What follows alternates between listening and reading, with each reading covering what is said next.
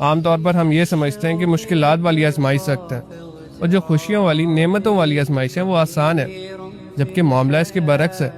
جب انسان پر مشکلات آتی ہیں، سختیاں آتی ہیں، تو وہ دوڑ کر اللہ کے پاس جاتا ہے، اللہ سے مدد مانگتا ہے، اللہ کو یاد رکھتا ہے، اور جب اسی انسان کو اللہ خوشیاں دیتا ہے، نعمتیں دیتا ہے، تو وہ اللہ کو بھول جاتا ہے، غافل ہو جاتا ہے۔ تو آپ بتائیں کون سی آزمائش زیادہ سخت ہوئی، جس میں انسان اللہ کو یاد رکھے یا اللہ کو بھول جائے؟ آپ صلی اللہ علیہ وسلم نے کچھ کلمات سکھائے جو ہر مسلمان کو فرض نماز کے بعد لازمی پڑھنے چاہیے۔ وہ کلمات تھے: اللہم اعنی علی ذکرک و شکرک و حسن عبادتک۔ یا اللہ میری مدد فرما کہ میں تیرا ذکر کر سکوں، تیرا شکر ادا کر سکوں اور بہترین طریقے سے تیری عبادت کر سکوں۔ یہ کلمات آپ صلی اللہ علیہ وسلم نے معاذ بن جبل کو سکھائے۔ آپ صلی اللہ علیہ وسلم نے فرمایا کہ یا معاذ، اللہ کی قسم میں تم سے بہت محبت کرتا ہوں، اور جب تک تمہاری زندگی ہے ان کلمات کو فرض نماز کے بعد ضرور پڑھتے رہنا۔ سفر کا مہینہ شروع ہے اور اس مہینے کو بہت سے لوگ برا جانتے ہیں، منحوس سمجھتے ہیں۔ اس مہینے میں کوئی بزنس نہیں کرتے، کوئی تجارت نہیں کرتے، نکاح کرنے سے رک جاتے ہیں۔ یہ روایات ہمیں کہاں سے ملتی ہیں؟ یہ روایت اس دور سے ملتی ہیں جس کو ہم دور جہالیت بھی کہتے ہیں، جب عرب کے لوگ اس مہینے میں اپنی تجارتیں روک لیتے تھے، ہر قسم کے کام سے گریز کرتے تھے، سمجھتے تھے کہ یہ مہینہ انہیں نقصان پہنچا سکتا ہے۔ یہ مہینہ ایک منحوس مہینہ ہے، لیکن جب اسلام وہاں پھیلا تو آپ صلی اللہ علیہ وسلم نے ایسے ہر قسم کے عقیدے کو ختم کر دیا۔ آپ صلی اللہ علیہ وسلم نے فرمایا کہ کوئی بھی بیماری اللہ تعالیٰ کے حکم کے بغیر نہیں آ سکتی، بدشگونی نہیں ہوتی، حامہ نہیں ہے، اور سفر کا مہینہ منحوس نہیں ہوتا۔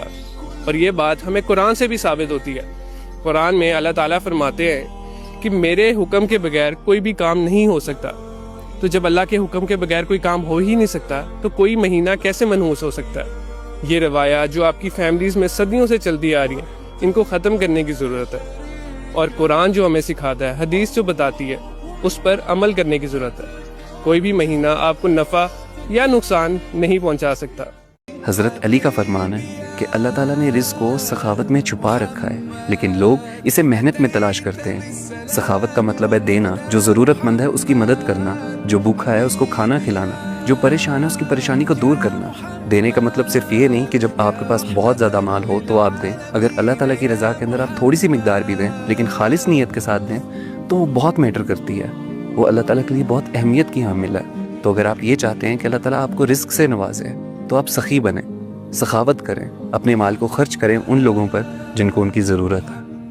ایک دفعہ ایک چھوٹا بچہ سمندر کے کنارے کھیل رہا تھا کہ اس کی جوتی اتر جاتی ہے اور سمندر اس کو بہا کے لے جاتا ہے۔ وہ بچہ رونے لگتا ہے اور روتے روتے سمندر کے کنارے ریت پہ لکھتا ہے کہ یہ سمندر چور ہے۔ اس سے تھوڑا ہی آگے ایک شکاری جال پھینکتا ہے اور اس میں کافی ساری مچھلیاں آ جاتی ہیں۔ وہ بہت خوش ہوتا ہے اور سمندر کے کنارے ریت پہ لکھ دیتا ہے کہ یہ سمندر بہت سخی ہے۔ اب اس سے کچھ اور فاصلے پہ ایک غوطہ لگانے والا نوجوان غوطہ لگاتا ہے اور وہ غوطہ اس کا آخری غوطہ ثابت ہوتا ہے۔ کنارے پہ بیٹھی اس نوجوان کی ماں روتے ہوئے ٹپکتے آنسوؤں کے ساتھ اس ریت پہ لکھتی ہے کہ یہ سمندر قاتل ہے۔ کچھ اور فاصلے پہ ایک بوڑھا غریب شخص سمندر کنارے بیٹھا ہوتا ہے اور سمندر اسے ایک موتی دیتا ہے۔